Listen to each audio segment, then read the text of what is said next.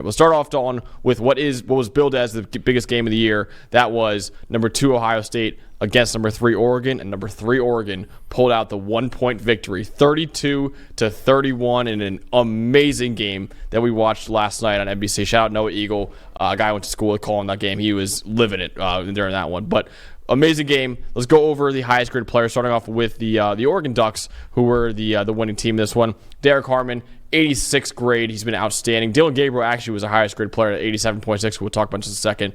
Evan Stewart, 82. Mateo Uiagalelei, 77.1. Jordan James at a 74.8. And Nico Reed at a 72.5. Going over to the Buckeyes for their 5 highest grade players in this one. It actually, again, was the quarterback. Will Howard, 75.2. Emeka Egbuka, 74.6. JT Tuimoloau at a 73.9. Caleb Downs at a 73.2. Sonny Styles at a 71.5. And Lathan Ransom at a 70.7. So, Dalton, for you, in this amazing game, what was the stat that told the story? I think a big one for me is that neither team got a sack. And we thought about, these two teams as having pretty darn good pass rushes. I know Jordan Birch was out for Oregon, but they have a good pass rush and D-line, especially with Derek Harmon there on the inside. And Ohio State's got one of the best defensive lines in the country. But there was some pressure on these two quarterbacks. Will Howard pressured 26% of the time. Dillon Gabriel just about 39%, which is pretty high, but neither D-line could finish the job, right? And then what you had is just two quarterbacks that, I know the end of the game, and Will Howard, he's going to get criticized a lot for what went down there, but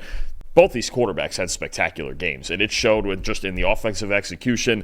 Big plays in the passing game on both sides. Dillon Gabriel went 4 for 4 on the deep ball. Will Howard went 3 for 4, made a great throw in the corner to set up a potential game-winning field goal, and then everything else happened. But no, you just look at these two quarterbacks were given a lot of clean pockets. There were no sacks on either side. They both played great, and it went down to the very end like it should when you have two quarterbacks playing great. Yeah, definitely. The offensive lines really stood up in this game, not really in run blocking, Dalton, for Ohio State at least. Quinshon Judkins, from my side, told the story, 10 carries for 23 yards for Quinshon Judkins. I really thought going into it, and why I picked Ohio State, that Oregon run D, and we saw how Ashton Jeanty did against them. Ashton Jeanty is superhuman, and we all know that. But I thought, hey, Quinshon Judkins, also one of the best running backs in America, he should have success against this Oregon defensive line.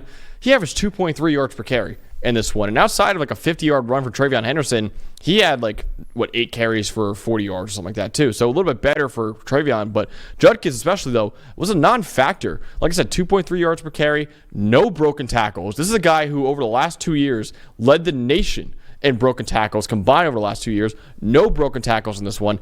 He had a fumble as well. He had 2 catches for 38 yards, and he had a rushing touchdown. But the production overall was shocking for one of the best running backs in college football. TreVeyon Henderson, 11 carries for 90 yards. But like I said, one of them was like a 55-yard run, 5 broken tackles. When I watched the tape, Dalton, for Quinshon Judkins, they did an awesome job of filling the gaps, never letting him gain steam downfield. Derek Harmon, in particular, was outstanding. He had like a 95 run defense grade in this game. Quinshon Judkins, 0.6 yards before contact per attempt. TreVeyon Henderson was 6.4, but again, there's a lot to do with that big run.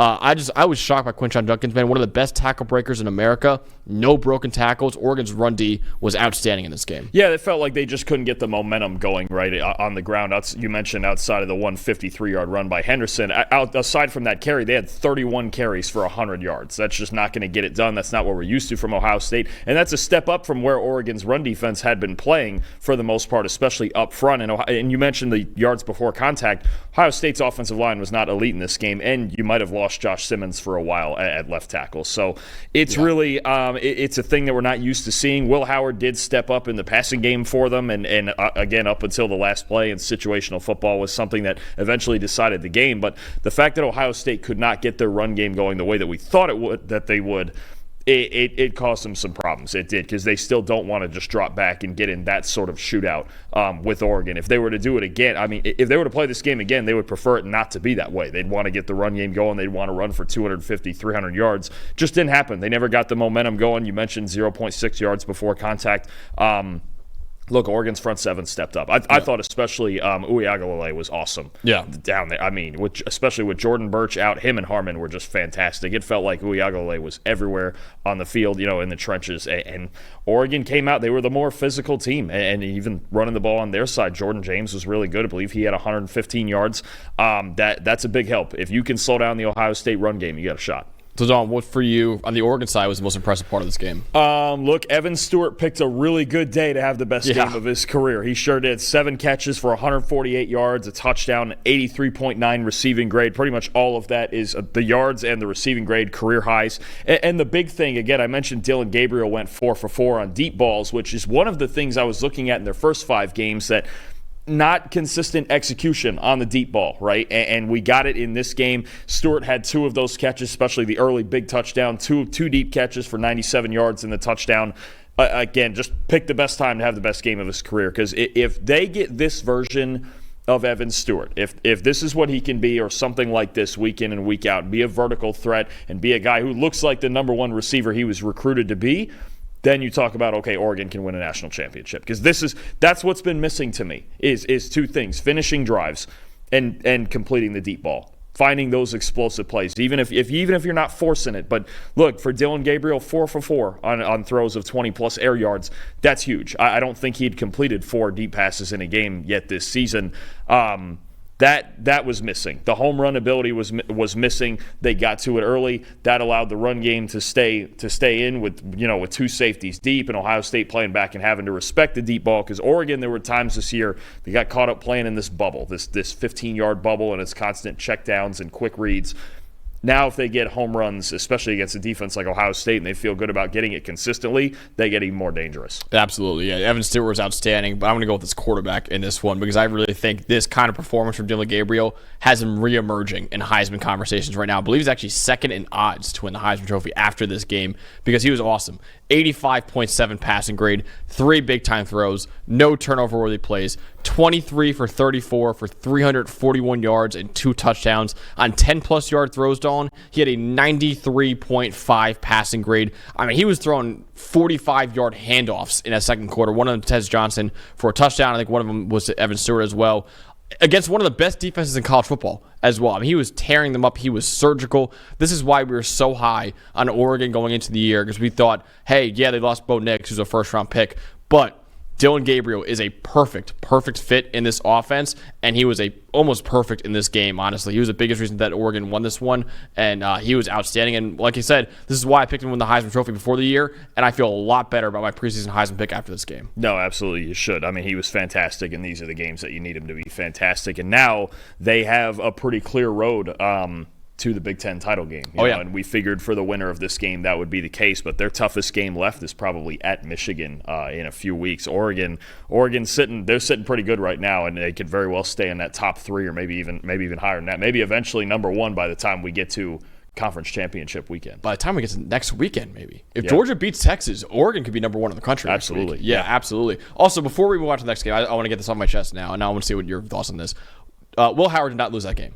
He didn't lose that game yesterday. That one play at the end was a bad play, I understand, but he did not lose that game. I think a lot of people, listen, Jeremiah Smith OPI, I think it deserves way more blame than what happened yesterday. But I think the Ohio State secondary overall was the reason why they lost. Will Howard, 75.2 grade. Like I said, he was the highest graded Buckeye in this game. He was really, really good. And when they have zero run game to speak of, Oregon, I thought, would destroy them. Like, if you told me that Quinshon was going to average 2 yards a carry, I was like, wow, Oregon really routed them. Will Howard stepped up in this game. He is not the reason they lost. He's getting a lot of blame on Twitter right now, and I don't think the kid deserves it. No, he doesn't. It was a fantastic football game between 2 great teams that are likely both going to be standing near the very end of the season. Sometimes just one play and one bit of situational football, that's what decides those games. It really is, because if you didn't have the OPI and they hit a 45-yard field goal, then you're talking about, okay, Oregon didn't make the stop and we're going there. Those are just what these types of football games come down to. I mean, yet 2 of the best teams in the country played a 1-point game. It does suck for Will Howard that it came down to that, but what are you going to do? I mean, Oregon's been on the losing end of a couple of those the last couple of years too. So I'm sure they're not feeling sorry for anybody. But look, big games like that come down to situational football, and Oregon was just that microscopically just a little bit better. And I get it. Listen, the quarterback is always the hero of any win. He's also the guy that everyone blames for any loss as well. So I get it. But Howard was really good yesterday. So I think he's taking a lot of flack on Twitter right now, and I don't agree with it at all.